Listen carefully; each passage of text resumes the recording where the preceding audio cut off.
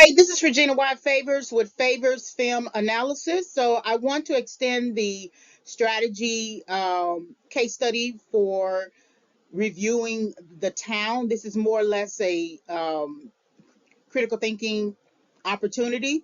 And I want to look at assessing conflict with the narrative, conflict with the characters, the way that robbery cinema is depicted.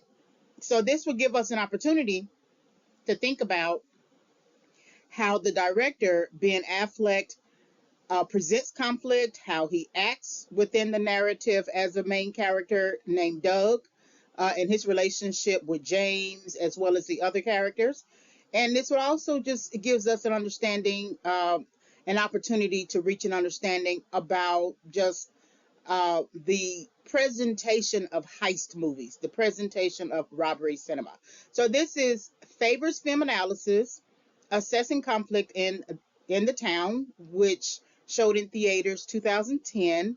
And you can visit www.favorsfilmanalysis.com for more access to critiques and reviews.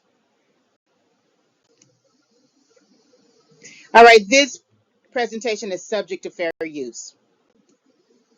So this is where she says that there was a rope around her neck, betrayal and conflict. So now this works almost like a you reap what you sow type situation. It's going to be Krista, and no, we don't know for certain. It's not confirmed, but it's actually going to be Krista who's going to be the one who tells the FBI where Doug and his crew is. And so she feels like she had a rope around her neck that she felt like she had to betray, but she doesn't reveal what she did. She doesn't reveal what she says because later in the same room, he's going to be looking out the window, almost like to check to see if the police are there. And James says, "Why are you doing this? You're making me nervous." Because Doug knows that, or Doug suspects that Chris said something. And the interesting thing that the rope around the neck is around Doug, Chris, and James. That Doug doesn't reveal what Chris says, uh, and Doug doesn't reveal to James the possibility of what Chris said. Chris, for all of his purposes, is basically suggesting that she turned in, or she gave the FBI people a heads up about their plans to rob the ballpark. Because think about it. Why do they end up at the ballpark? Nobody should know about the ballpark robbery but the four-man crew, Fergie, the inside man, and that's it. So how is it that they know to be out there in front like that? James is not going to reveal it. Dez is not going to reveal it. Albert McGlone is not going to reveal it. Doug is not going to reveal it. Because he needs to be sure that he can do whatever he needs to do to get back to Claire so he can leave with Claire. So he's not going to create additional conflict to keep him from getting away, to keep him from getting to Claire. His goal is to get to Claire.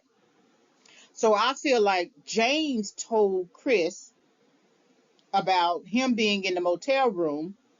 Chris told Agent Frawley about their plans for the ballpark robbery because the whole force of FBI and Boston police people are out there waiting for them. So the betrayal and conflict is essentially that when she reveals, and we are still assuming when she reveals the plan is going to affect her brother. And no, she doesn't expect her brother to die in the process. What she wants is for Doug not to leave. So James couldn't convince him to leave.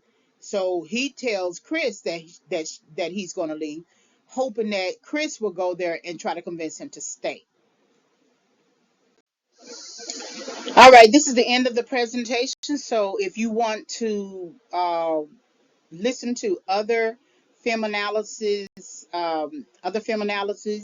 just visit www.favorsfilmanalysis.com. Thank you very much for listening.